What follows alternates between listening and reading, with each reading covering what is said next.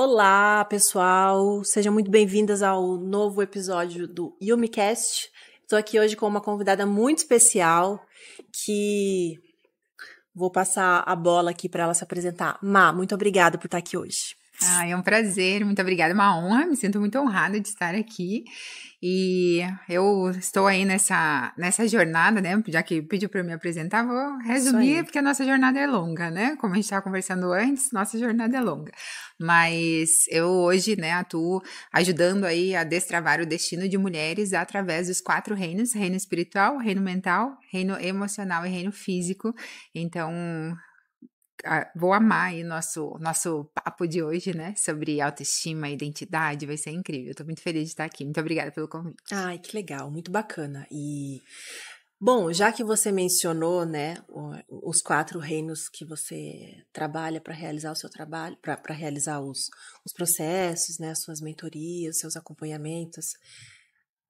Se você fosse descrever os 4, assim, de uma maneira resumida, ou às vezes em uma frase, uma palavra, como você descreveria? Eu acredito que, eu não sei se eu consigo tão resumidamente assim. Vamos tentar. Mas os 4 reinos, e muito ligado ao nosso conteúdo de hoje, né, nosso tema aí de hoje, e principalmente puxando pela identidade, né, então vou explicar os 4 reinos através dessa visão da identidade, né, então o que acontece? Se eu não tenho uma conexão com Deus, se eu esqueço, né, que eu sou imagem e semelhança de Deus, e eu me distancio dessa conexão, eu acabo tendo uma visão distorcida dessa minha identidade. Eu esqueço que eu vim como imagem e semelhança de Deus e justamente por coisas que as pessoas começaram a me falar, né, durante a vida inteira. Então, isso acaba atacando o reino espiritual. Né? Então, aí vai subindo. Eu sempre falo que os 4 reinos, eles funcionam como se fosse uma pirâmide. Então, se a gente negligencia o primeiro reino, que é o reino espiritual, ou seja, eu esqueço dessa minha conexão com Deus, eu começo a atacar os próximos reinos também. Então, depois, né, passado um tempo, eu falo, não, mas será que Deus talvez tenha esquecido de mim? Será? Ontem mesmo estava fazendo um atendimento e uma das mulheres me falou, nossa, eu tinha certeza que Deus tinha me abandonado, eu tinha certeza que Deus tinha esquecido de mim. Eu falei, não, jamais, né? Mas quando a gente esquece disso, a gente começa a atacar ali o reino emocional. Ou seja, eu começo a acreditar que é tudo pela força do meu braço, que eu tô sozinha, que eu não tenho ninguém. E aí o meu emocional, eu começo a ficar cheia de dores e feridas emocionais e eu começo a ser abalada também na minha autoestima, na minha capacidade de acreditar que eu consigo fazer as coisas. E eu me encho de medos. E uma das maiores causas da procrastinação é o medo. E aí eu ataco o próximo reino, que é o reino mental. Eu começo a me tornar improdutível, eu procrastino sonhos de vidas, muitas vezes, né? Não só procrastino minhas questões diárias, tudo aquilo que eu preciso fazer, mas eu procrastino coisas que eram meu sonho. Eu falo, deixa pra lá. E a última instância vai ser o reino físico, né? Onde tudo aquilo que eu tô sentindo internamente vai reverberar ali pra fora, do lado de fora, que é o reino físico, que é isso que a gente consegue perceber. Então, quando a gente fala de autoestima, de autoconfiança, se eu esqueço toda essa minha... Se eu começo a achar que eu não tenho valor, o que vai ser atacado é lá no reino físico. Ou seja, eu vou parar, talvez, de me arrumar, eu não vou mais me sentir tão confortável, eu vou parar de ter autoestima mesmo, né? Então, eu falo que é um avanço, né? Ele começa lá no reino espiritual, avança para o reino emocional, vai para o reino mental e, por último, o que a gente vive do lado de fora, essa é uma consequência do que eu tô sentindo internamente. Tipo um dominó, né? Uma coisa vai empurrando a Exatamente. outra e aí você cai. E eu acredito que muitas pessoas vão buscar a causa, né, sei lá, uma depressão, uma tristeza, mas não em lugares, digamos assim, errados, né? Então, vamos supor, ela vai lá e compra alguma coisa para satisfazer, acha que é aquilo, mas no fundo é muito, muito, muito mais. Na verdade, é inteiramente algo que vem de dentro para fora, né? Sabe o que eu percebo, Má, nos atendimentos? Que quando a pessoa não está ali bem resolvida com ela mesma, a questão não é a roupa, sabe? Então, assim, eu percebo que é um atendimento que ele exige muito mais um acompanhamento, assim, eu costumo dizer que até psicológico, sabe? Porque a roupa, ela é pura psicologia, né? Então, assim, quando você tá se sentindo bem, você tem mais facilidade de escolher a sua roupa, de comprar a sua roupa. Quando você não tá bem, você sente que nem aquela roupa que você vestiu naquele dia que você se sentiu mais incrível, você veste naquele dia, não vai, né? Então, eu vejo muito que essas questões que são externas, elas estão totalmente enraizadas, né, na parte de dentro. Então, já tive casos de, por exemplo, uma pessoa viu ali que um ente próximo, ou a esposa, ou a amiga, estava precisando de uma ajuda, né, na questão da autoestima. E ela comprou um serviço de consultoria. Isso de fato aconteceu com a mãe de uma cliente. Então a minha cliente foi lá, comprou a consultoria de presente junto com os irmãos de Natal e ela não recebeu bem isso, né? Então, no final das contas, a minha cliente falou assim: olha, eu acabei descobrindo outras coisas, porque essa negativa dela desencadeou uma conversa muito mais profunda. Então, ela precisa, mas não é o momento. Então, tem muito isso, né, do momento, porque ela iniciou ali um processo de negação de eu não quero e não preciso disso, mas para isso acontecer, precisou ter essa conversa para a filha dela olhar e falar: opa, peraí, tem alguma coisa mais profunda aqui. E aí, no fim, ela de fato estava em depressão e elas foram investigar e tudo mais. Então, você vê nas suas mentorias, né, nos seus atendimentos, essa relação de quando uma pessoa inicia com você e aí ela sente medo. Porque uma coisa muito comum é que as mulheres têm medo de darem certo. Medo de aparecer um pouco mais arrumada, um pouco mais bonita, medo do julgamento de terceiros. E eu sempre falo que a autoestima é sobre você se sentir bem, seja com o cabelo rosa ou o cabelo platinado, ou seu cabelo da maneira que você quiser. Não é sobre você seguir ali um padrão, né, do que tem que fazer, mas você se sentir bem na sua identidade e o que os outros vão achar é a consequência, né? Então, você vê essa relação de quando você tá mentorando uma pessoa e ela tem essa questão em relação de medo de dar certo, medo de ficar bonita, medo de se destacar? Medo do sucesso, muitas vezes, né? Porque a maioria das pessoas falam: não, mas eu tenho medo de fracassar, tenho medo de dar errado. Será? Será que o medo é do não ou é do sim, né? E aí o que entra, e isso é muito forte. O que acontece? A autoestima é essa visão que nós temos sobre nós mesmas, né? Aquilo que eu olho e falo assim: não, eu acredito que eu consigo, eu acredito que talvez, né, em relação à autoimagem, pode ser como eu me sinto bonita, mas muitas vezes, por que é que essas pessoas têm o medo do sucesso, né? Por que elas falam assim: não, mas eu não vou me expor? Eu tenho atendido muitos casos de mulheres falando: não, mas eu sei que eu tenho um bom conteúdo, eu sei que eu poderia... Isso é importante.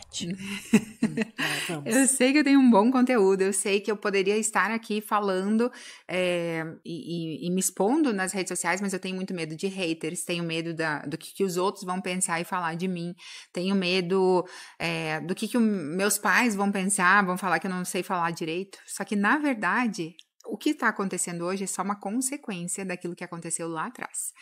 Então, normalmente, quando as pessoas elas têm esse medo do que os outros vão pensar e falar, é porque em algum momento da sua infância ou adolescência existiu uma vozinha, né, de fora, seja de alguém que era muito importante, que de alguma forma exercia algum tipo de autoridade, seja pais, sejam professores. No meu caso, né, tive muitos professores por conta do déficit de atenção, tive muitos professores que falavam: ah, mas ela é burra, ela nunca vai ser ninguém na vida, ela não presta atenção mesmo.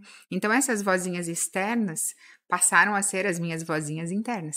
Então eu comecei a acreditar e eu comecei a ser muito autocrítica. Eu comecei a falar isso para mim mesma. Então, a partir do momento que eu acredito nisso, se torna uma verdade para mim. E aí que formam as nossas crenças, né? De acordo com as memórias que nós temos, o significado que eu dou para essas memórias, para os acontecimentos da minha vida, esse significado, seja ele bom ou ruim, ele forma uma crença em mim.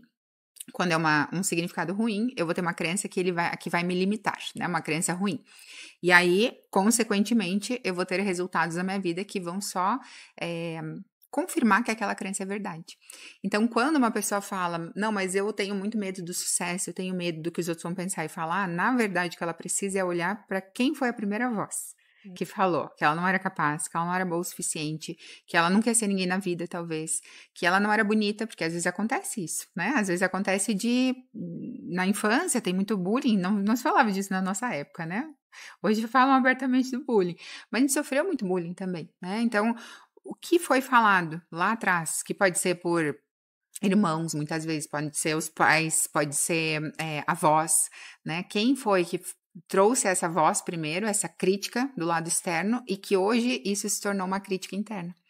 E aí que se forma a nossa identidade, aí que se forma também a nossa autoestima, né? Então, se eu ouvir muitas críticas e eu ouvir coisas muito negativas sobre mim, eu vou ter baixa autoestima. Agora, se eu ouvir coisas boas sobre mim, se eu fui fortalecida, a minha identidade, ela tá firmada.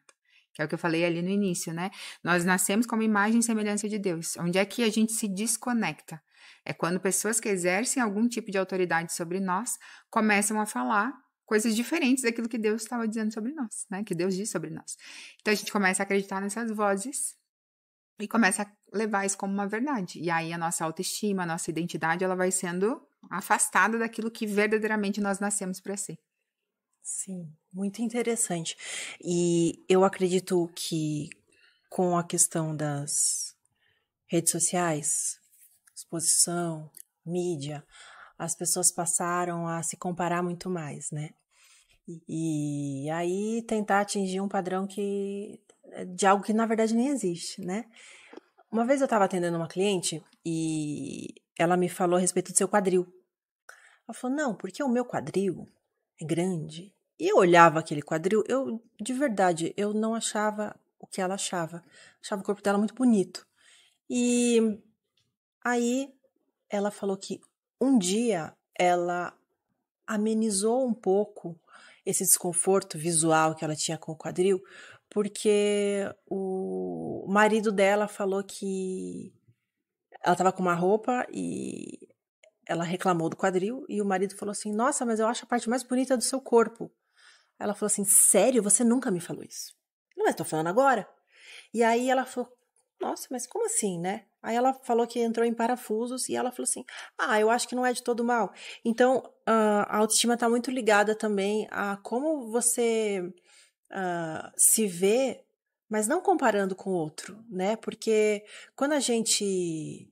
Eu sempre falo que quando você se compara, você perde, né? Porque quando você não acredita em você, quem que vai acreditar, né? Como que você vai passar confiança sem que você mesma não transmite confiança? Vou pegar para o meu trabalho, vou pegar para o trabalho que você faz, né? Então, quando a gente traz isso para a roupa, eu acredito muito que a roupa, ela traz muito disso, esse asseio, esse cuidado com os detalhes. Isso vale para uma roupa, para você fazer uma mesa, sabe? Para quando você vai tomar um café sozinha e você só coloca ali mais ou menos, mas quando chega alguém, você prepara a melhor louça. Então, assim, eu acredito muito que a autoestima, ela tem a ver com esse cuidado quando ninguém tá olhando também. Não é verdade? Ô, Má, e sobre essa falta de cuidado, ou falta de autoestima, no caso que foi o que você trouxe aqui, né? Você mencionou que tem muitas mulheres que chegam a você e falam sobre esses medos, né? E em que momento você sente que ela consegue romper com isso? O que dá para fazer, né? Se você pudesse dar, sei lá, até uma dica para quem está assistindo, né? O que você acha que a pessoa pode, sei lá, um hábito que ela pode começar a ter, ou algo para ela dizer para si, ou, enfim, conte. Perfeito. O que acontece, né, Dani? A gente nasce como se fosse uma folha em branco. E a partir dessas experiências que nós vamos tendo, nós vamos colocando ou carimbinhos vermelhos, quando é uma experiência negativa, e eu vou acreditando naquela verdade, né? Ou quando é uma experiência positiva, no caso dessa cliente, né, que tu falou do quadril, quando o marido falou, não, mas essa é a parte mais bonita do seu corpo, o que ela fez? Ela colocou um carimbinho verde. Então, ela foi dando um novo significado para aquelas memórias e para aquilo que ela acreditava. Então, nesse processo de voltar a acreditar, a gente tem alguns caminhos aí, né? Então, ou uma crença, ela é formada ou por forte impacto emocional, digamos que, vou contar uma história, né, que aconteceu comigo em relação a essa de escola mesmo, né?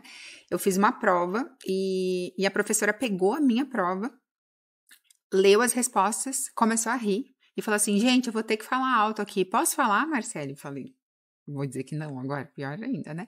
Falei, claro, pode falar.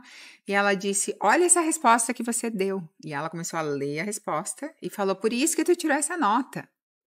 E aí todos os colegas, eu tinha 40 alunos na sala naquela época, né? E todos os meus colegas começaram a rir, inclusive a professora. Aquilo ali foi um forte impacto emocional para mim. Uma única vez aconteceu, mas aquilo formou, quase que pegou um carimbo gigantesco e fez isso na minha folha, né? Além disso, constantemente eu ouvia, Marcele não presta atenção, Marcele nunca vai ser ninguém na vida, Marcele é burra, e aí eu vou colocando carimbinhos. Então, o que eu preciso para dar um novo significado para essas crenças? Porque se eu permanecesse com essa verdade sobre mim, eu jamais estaria aqui, por exemplo. Porque eu não conseguia nem olhar nos olhos das pessoas, a minha voz não saía, né? Então, como que eu consigo mudar isso? Eu preciso dar novos significados para aquelas memórias. Então, ou eu faço um forte impacto emocional, que é muito isso que a gente faz durante o processo de mentoria, né? Que faz ferramentas para que dê um novo significado e é quase que pegar um carimbo grande, verde e colocar na folha e eu não vou esquecer, eu não apago a minha memória, porque eu sempre vou lembrar. Tô contando aqui, mas eu não tenho mais aquela dor, eu me desassocio daquela dor. Eu não enxergo mais aquela cena, agora eu tô contando, eu lembro, eu não vou ter amnésia, né? Porque as pessoas falam, eu quero esquecer disso. Não vai esquecer, né? Mas a gente lembra sem sentir dor. Então, eu dou um novo significado para aquela memória, e aí eu posso contar ela sem dor, que aquilo vai me trazer um novo aprendizado. Então, nos processos de mentoria, a gente consegue através de ferramentas de forte impacto emocional, como se eu pegasse um carimbo verde e colocasse em cima daquela folha. Então, as memórias estão ali, mas ela não chama tanto mais a minha atenção, é muito mais essa verde grande, né? E aí, no dia a dia, o que a gente pode fazer? Assim como na minha história, constantemente eu ouvia, você não é capaz, você é burra. A gente também consegue dar um novo significado para essas memórias no dia a dia, por repetição também, né? E aí entra alguns conceitos, por exemplo, de se elogiar, né, todos os dias. Teve um tempo que eu era tão autocrítica, porque eu recebi tantas críticas, né, na minha infância, adolescência, que eu precisava, depois da minha fase adulta, eu me abraçava mesmo, chegava no final do dia e falava, Má, tá tudo bem. Quando eu errava, quando acontecia alguma coisa, eu me abraçava e falava, Má, tá tudo bem. Tá tudo certo, você deu o seu melhor. Fazia carinho mesmo para eu dar um novo significado que estava tudo bem eu errar, que eu tinha, né, a memória que eu tinha que ser perfeita. Então, o autoelogio, digamos assim, quando a gente é tão autocrítica, eu vou criando memórias novas, né? Eu vou dizendo para mim que tá tudo bem errar, que tá tudo certo, né? Que ninguém é perfeito mesmo, tá tudo certo. E também um conceito da autoeficácia. Que é assim, eu vou provar para mim mesma, não para os outros, mas eu vou mostrar para mim mesma que eu sou capaz. Eu vou mostrar que eu consigo, né? Então, em relação à autoestima, né, da questão de roupas e toda essa parte, né, que a gente olha da autoimagem, é também explorar esse autocuidado, né? Então, assim, eu não me cuido mesmo, eu sou desse jeito, mas será que eu me cuidando, será que eu passando, de repente, um creminho à noite, aí eu começo por isso? Então, eu tô autoeficácia, eu tô mostrando a cada dia, passinho por passinho, nem que seja passinho de formiguinha, né? Então, assim, eu vou dar um passinho de formiguinha, hoje eu vou vestir uma roupa que eu gosto, que eu só deixava para sair, para ficar ali, de repente, para trabalhar, né? A roupa que eu andava em casa, eu vou, de repente, que é uma roupa que eu já sinto que tá demais, e aí entra um pouco do merecimento também, né? A questão que tu falou de fazer a mesa posta, eu sou super adepta da mesa posta também. Eu já vi, coisa mais linda. Eu amo a mesa posta, né? Por quê? Porque a gente é um autocuidado também, né? É um autocuidado em relação, assim como tem o autocuidado em relação à roupa, eu me cuidar, passar uma maquiagem do jeito que eu me sinto bem, eu fazer a mesa posta, eu também tô mostrando, né, mesmo que seja só pra mim, eu faço, mas eu posso só pra mim, né? Quando eu tenho outras pessoas, eu tô mostrando pras pessoas que eu me importo também. E da roupa eu acho isso também, né? Quando eu acredito que quando a gente se veste bem, eu tô mostrando pra pessoa que eu respeito, né? Eu te respeito é quando eu me visto bem também, né? Então, acho que tem a ver com nós, mas também tem a ver com o outro. Sim. E nós estávamos conversando antes de iniciar aqui, temos questões muito parecidas, né? E compartilhamos do déficit de atenção. E sabe que eu tenho um irmão gêmeo e nós sempre fizemos tudo juntos. Então, nós íamos para a escola e sentávamos perto. Nós íamos para o Kumon, para o inglês, para a natação. Tudo era junto. Então, o que acontecia? Eu me sentia burra. Bem burrinha. E aí, eu estudava muito, né? Porque eu pensava assim, eu preciso dar conta. E eu ficava o dia inteiro estudando antes da prova. O meu irmão, ele lia um pouquinho ali antes de dormir. E o meu desempenho sempre ficava, ele era sempre aquém, assim, sabe? E eu ouvia assim, poxa, mas o Jorge nem estuda tanto, a Yumi se mata de estudar e ela fica com dificuldade, né? E isso ficou muito forte pra mim. Sempre, assim, de questão de capacidade. Sempre achei que eu não ia conseguir as coisas, né? E eu tive o diagnóstico do meu déficit de atenção em 2016. E o que acontecia? Eu tinha uma referência para seguir, né? Porque, querendo ou não, a comparação ela era automática. Que era o meu irmão, tinha que ser pelo menos próximo ali dele, né? Então eu estava sempre me esforçando para tal. E quando eu tive o diagnóstico de déficit de atenção, eu descobri que eu funciono de um jeito diferente. Aquilo foram duas sensações que eu tive. Tirou uma tonelada das minhas costas, porque eu carregava uma culpa muito grande por me achar burra, né? E o outro ponto é que eu me sentia tipo assim, ai gente, eu sou um ET, porque eu tô com 30 anos e eu não sei quem eu sou, sabe? De crise assim, né? Quem sou eu de verdade, né? Isso, claro, no início, aí foi passando o tempo e eu descobri realmente a minha identidade, eu descobri quais são as minhas habilidades, eu descobri onde eu tenho facilidade para me desenvolver, né? E inclusive estar aqui no podcast, assim como para você, para mim também foi uma barreira muito grande de anos até aqui. E trazendo para o lado espiritual, que é um dos pilares que você utiliza, eu um dia acordei numa segunda-feira e veio ao meu coração assim, podcast. E na hora eu pensei assim, essa semana eu vou ser convidada para um podcast. Passou segunda, terça, quarta, quinta, sexta, sábado, nada. Eu falei, mas que estranho. Deus não falaria comigo assim à toa. Falei, bom, vou esperar a semana que vem. Nada. Aí pro finalzinho da semana me veio.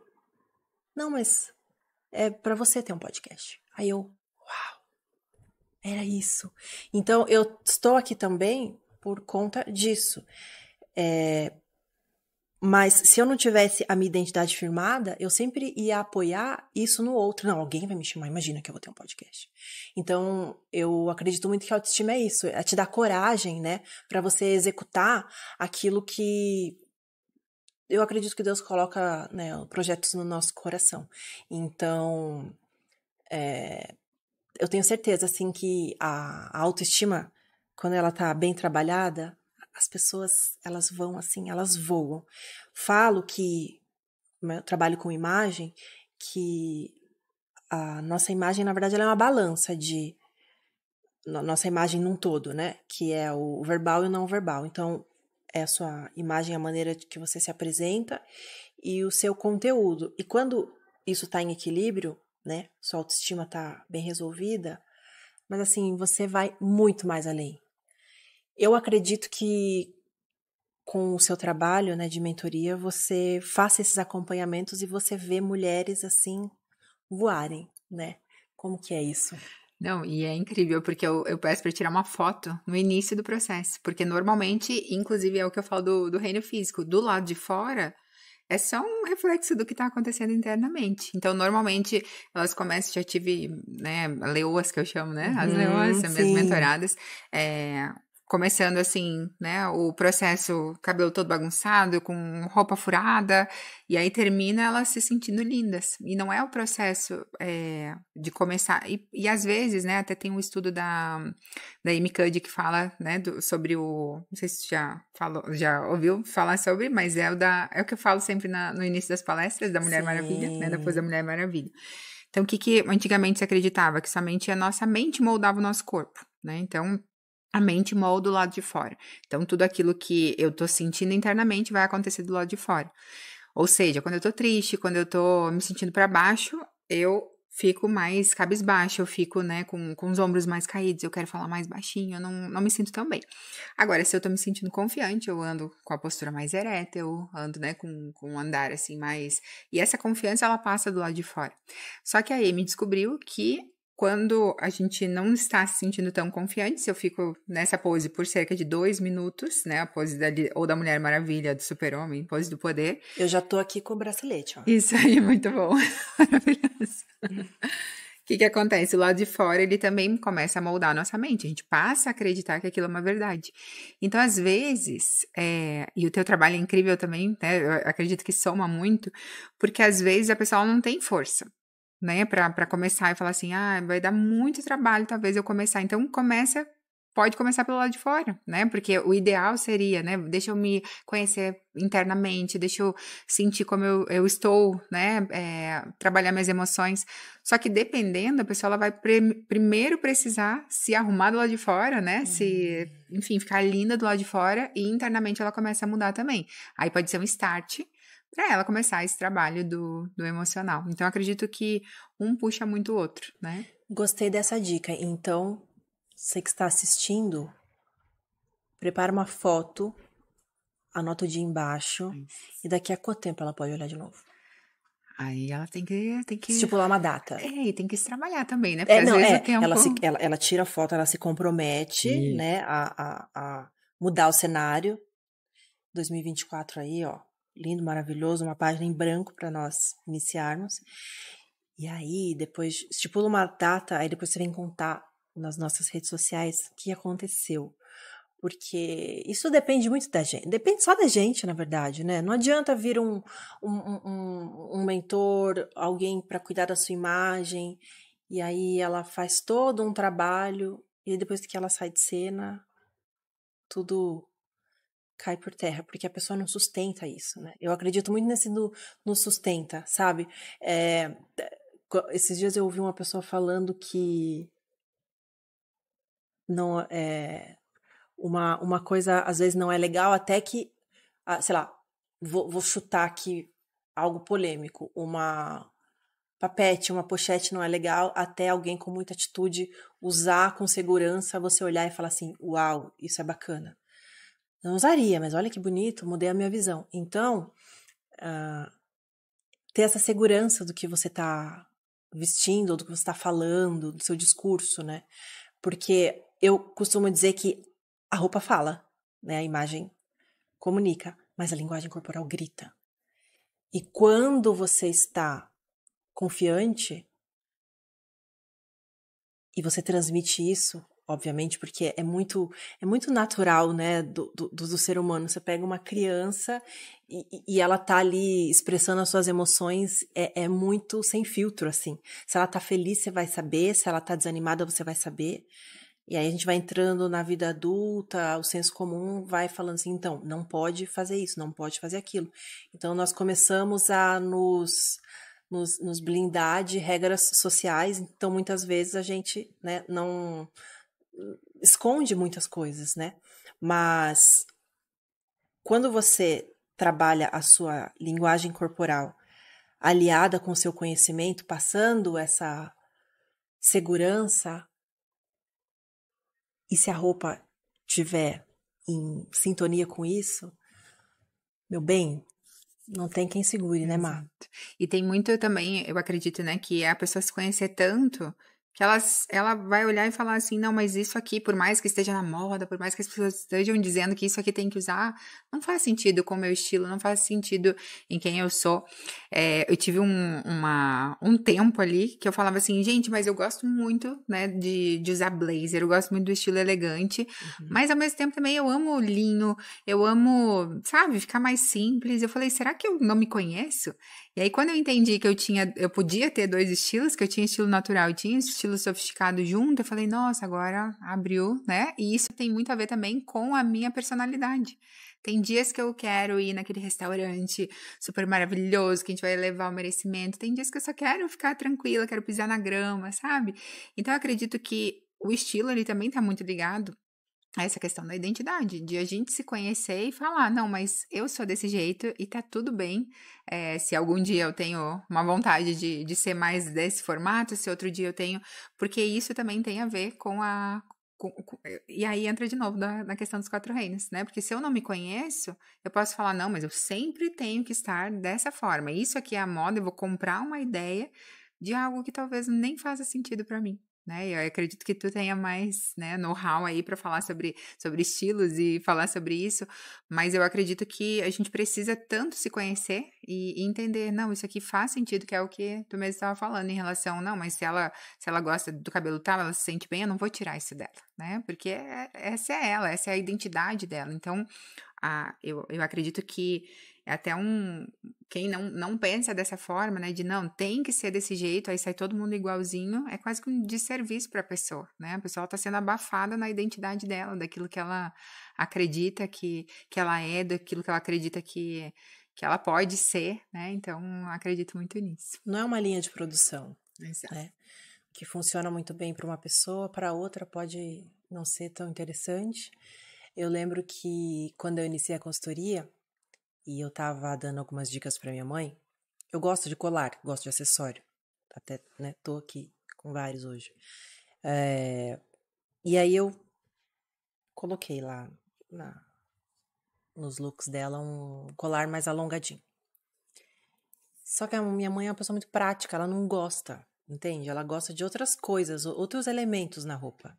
Então ela vai gostar de um recorte diferente, ela gosta de misturar cor. Minha mãe, ela não usa tanto preto, por exemplo. Então isso tem muito a ver com a identidade dela mesmo, sabe? Ela é uma pessoa animada e tudo mais. Então, imagina se eu quisesse estipular um padrão e falar, não, você tem que usar um colar. Porque um colar, aí, né, como uma profissional da área, eu poderia trazer inúmeros embasamentos, né, usar palavras bonitas, né, e falar assim, então, o colar traz acabamento para o seu visual, o colar traz a sua identidade, você precisa usar para alongar e tudo mais. E aí, uma pessoa sem autoestima vai comprar aquilo, vai falar assim, nossa, a minha consultora falou que eu tenho que usar, então vamos pôr o colar. Não gosto, mas vamos pôr. Então, eu acredito muito que o trabalho que nós realizamos entra justamente nessa questão da individualidade, né? Porque dica genérica tem no Google, não é? Agora, quando você senta para conversar com uma pessoa e você entende a história dela, entende os porquês dela, aí você fala, opa, então peraí, então isso se responde com isso aqui eu preciso entrar nessa linha para poder me aprofundar mais, né? Houve uma época que eu só usava preto, eu fiquei anos usando preto assim, dos pés à cabeça, sombra preta e tal. Brinco que é a gótica suave. E um dia uma amiga falou que eu tava usando muito preto e que parecia que eu tava sempre com a mesma roupa. Aí outro dia, um pessoal no trabalho, nós estávamos saindo pra almoçar, falou assim, onde que você vai? Tá 30 e tantos graus lá fora. Onde você vai com essa roupa preta? E eu não via o problema que as pessoas viam, mas pra mim era confortável estar com aquela roupa, porque eu tava assim, me escondendo. E era uma época que eu tava com a autoestima debilitada, digamos assim, e só que não adiantava ninguém falar nada pra mim. Não adiantou nem eu fazer uma cartela de coloração pessoal, porque quando isso aconteceu, pegou um período da consultoria, né? Nada adiantou. Eu precisei passar por todo um processo, aí veio o meu diagnóstico de déficit de atenção, aí veio a minha identidade, eu entendi quem eu era, e aí, aos poucos, eu fui incluindo a cor. na minha vida, no meu guarda-roupa.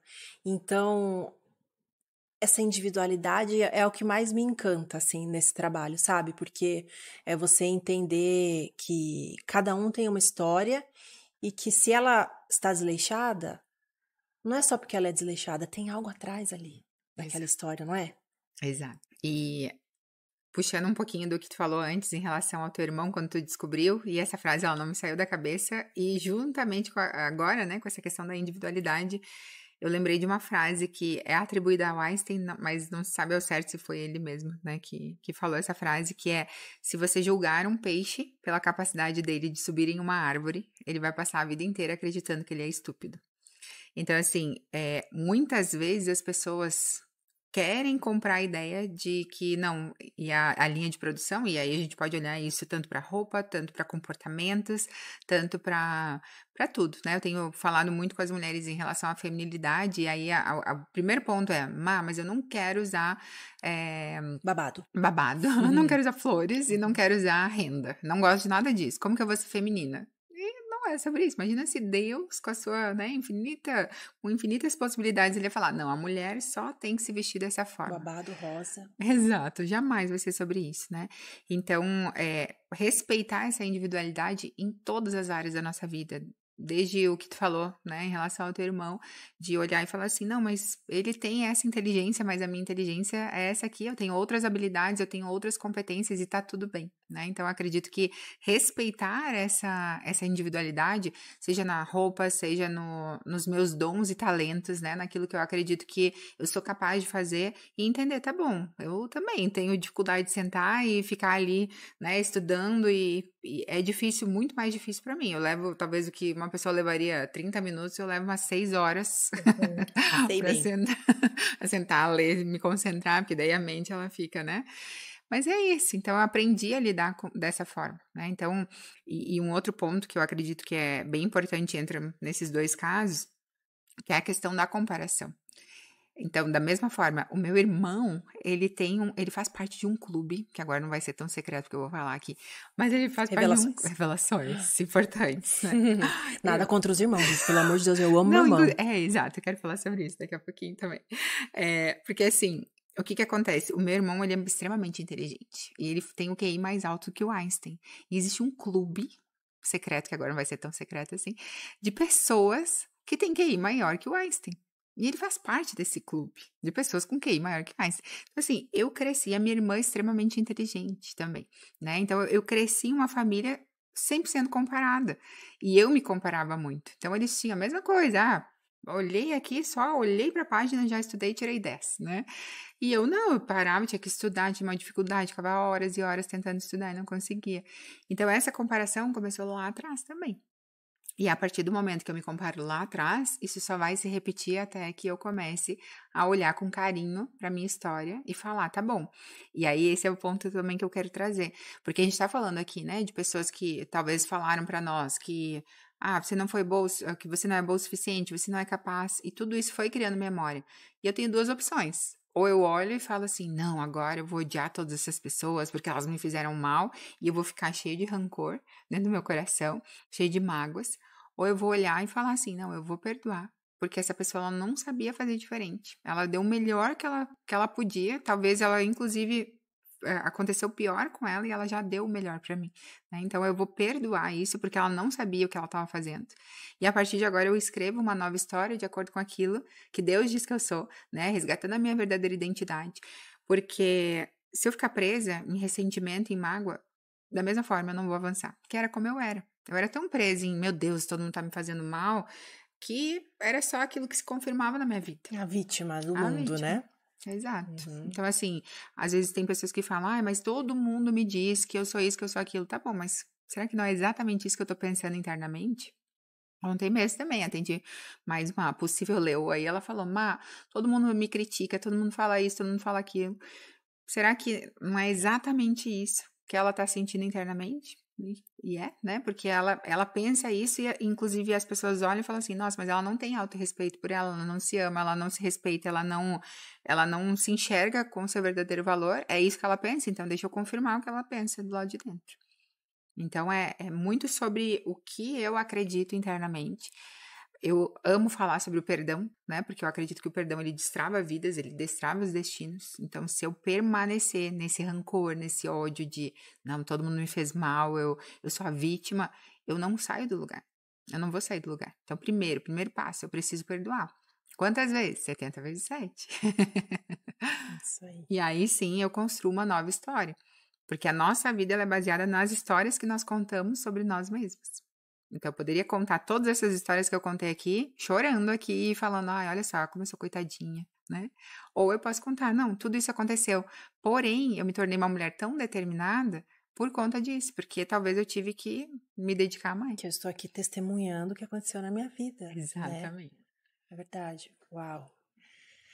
Bom, então, para finalizar, quando a gente fala de identidade, é ir muito mais além para entender aí, porque geralmente a gente associa identidade à personalidade, à maneira de ser, né?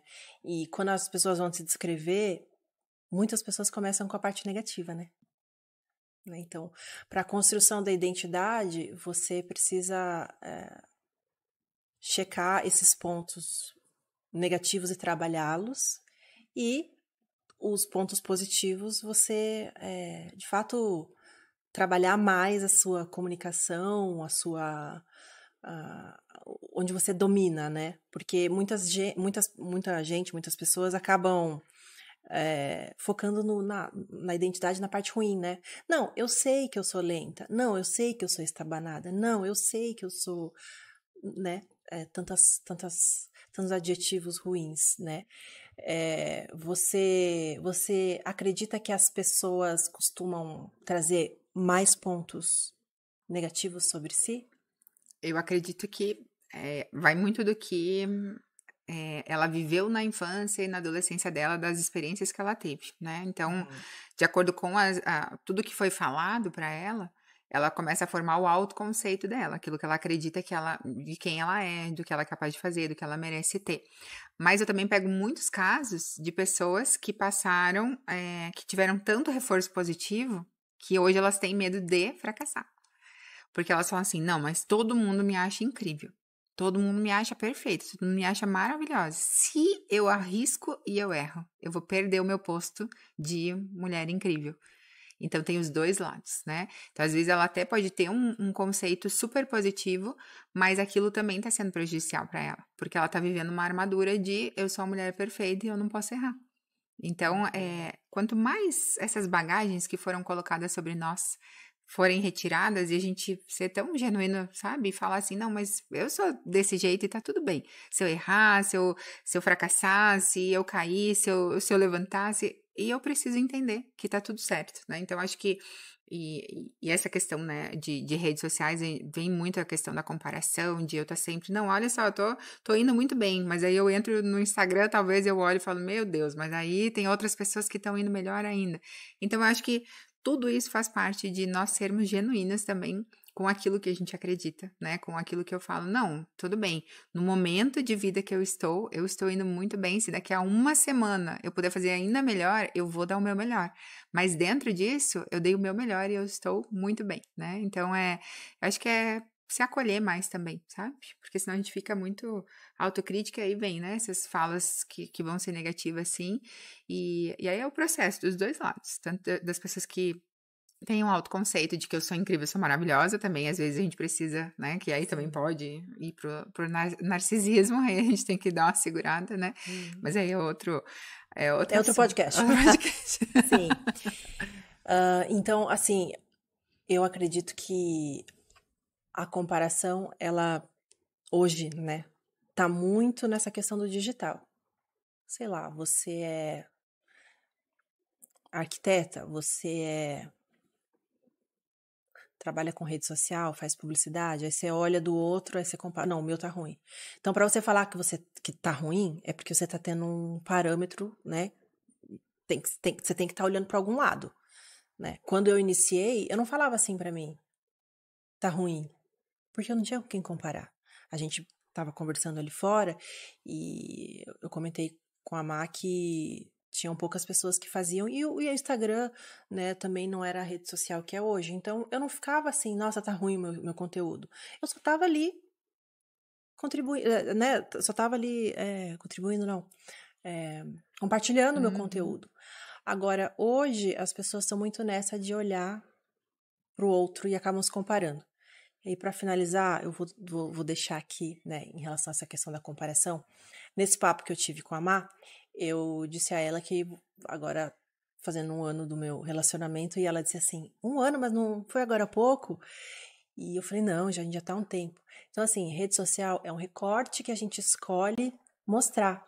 Então, quando você se comparar e você olhar e falar assim, nossa, tal está melhor e tal pessoa está vendendo mais, está fazendo mais, você não sabe o que, né, não compare o seu bastidor com o palco do outro. Você não sabe o que tem ali por trás. Você não sabe a história que ela já passou, o quanto que ela caminhou para estar ali, né? E o quanto tem de verdade ou não, porque muitas vezes na rede social tem uma certa, né, um cenário criado ali para vender um produto, vender um estilo de vida, né, Mar?